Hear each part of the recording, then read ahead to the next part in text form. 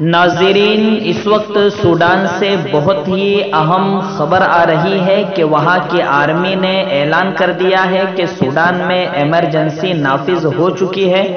اور عبداللہ حمدوک جو کہ اس وقت سوڈان کے صدر ہے، ان کی صدارت ختم کی جا رہی ہے اور انہیں حراست میں لیا جا رہا ہے۔ اس طریقے کا اعلان آرمی چیف سوڈان نے جاری کیا اور ایمرجنسی نافذ سوڈان میں کر دی گئی ہے۔ ناظرین، یہ کہیں نہ کہیں بہت ہی اہم خبر ہے اور میں فیصلہ نہیں کر پا رہا ہوں کہ اسے میں افسوسناک خبر کا نام دوں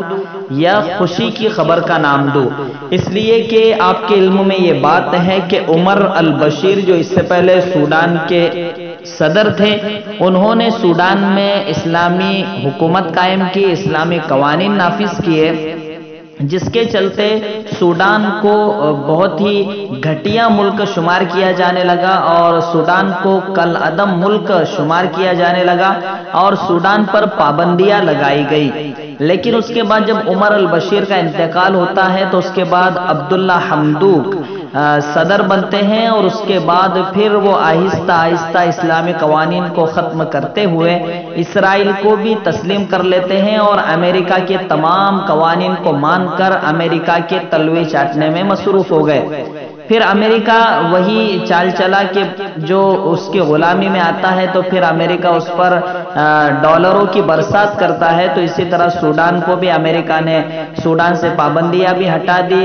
اور فنڈ بھی دیا سوڈان کو، لیکن وہاں کی جو عوام تھی، وہاں کی جو پبلک تھی، وہ کہیں نہ کہیں عبداللہ حمدوک سے ناراض نظر آتی تھی۔ اسی وجہ سے وہ آئے دن احتجاج کر رہی تھی اور سوڈان میں پچھلے کئی دنوں سے زوردار لگاتار احتجاج ہو رہے تھے، جس کی وجہ سے آرمی کو یہ فیصلہ کرنا پڑ رہا ہے کہ اب عبداللہ حمدوک کو لوگ پسند نہیں کر رہے، اس وجہ سے ہم ایمرجنسی نافذ کرتے ہیں اور عبداللہ حمدوک کی صدارت کو چھین لیا جاتا ہے۔ تو ناظرین، یہ کہیں نہ کہیں بہت ہی اہم خبر ہے۔ اب یہ تو وقت ہی بتائے گا کہ آگے کیا ہوتا ہے، لیکن اس وقت